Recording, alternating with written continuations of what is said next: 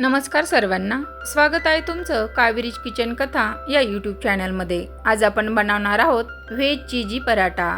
चला तर मग रेसिपीला सुरुवात करूया। इथे मी बारीक चिरलेला कांदा, किसलेलं गाजर, बारीक चिरलेली शिमला मिरची आणि भरपूर असं चीज घेतलेलं आहे। चीज तुम्ही आवडीनुसार कमी जास्त करू शकता। सुके मसाल्यांमध्ये मी चाट मसाला, पावभाजी मसाला, लाल तिखट आणि बेडगी मिरची पावडर घेतलेली आहे आणि चवीपुरतं मीठ। आता आपण हे सर्व एकत्र करून घेऊया। इथे काही भाज्या तुम्ही तुमच्या आवडीनुसार घालू शकता। छान असं चीज घालून मिक्स करून घ्यायचं आहे।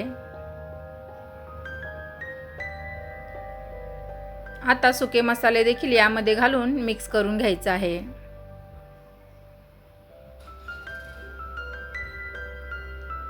छान असं मिक्स करून आपलं मिश्रण तयार झालेलं आहे। आता आपण पराठ्याची तयारी करूया। आपण रेग्युलर जशी कणिक मळतो तशी मी कणिक मळून घेतलेली आहे। एक छोटासा गोळा घ्यायचा आहे।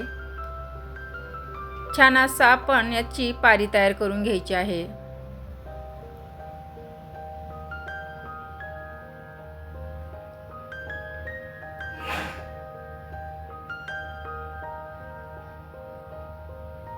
याप्रमाणे पारी तयार करायची आहे आणि यामध्ये मावेल इतपत मिश्रण आपण घ्यायचं आहे।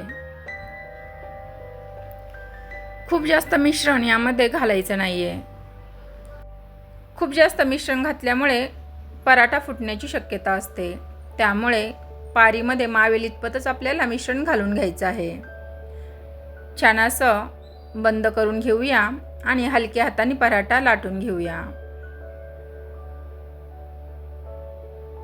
पराठा लाटताना खूप जास्त जोर देऊन लाटायचा नाहीये। हलक्या हाताने आपण पराठा लाटून घेऊया आणि पराठा खूप जाड किंवा खूप पातळ देखील लाटायचा नाहीये। मध्यम अशा आकाराचा आपल्याला पराठा लाटून घ्यायचा आहे।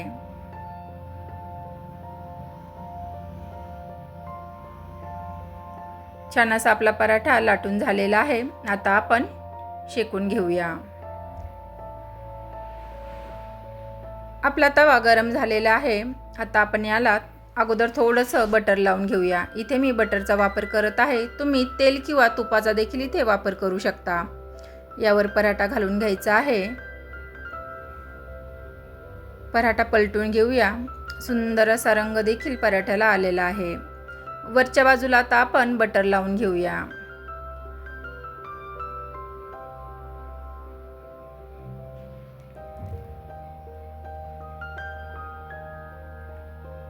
बटर लावून झाल्यावर दुसरी बाजू देखील आपण पलटून घेऊया। दुसऱ्या बाजूला देखील बटर लावून घ्यायचं आहे। बटरमुळे छान अशी एक चव देखील येते आणि पराठा देखील खायला छान लागतो।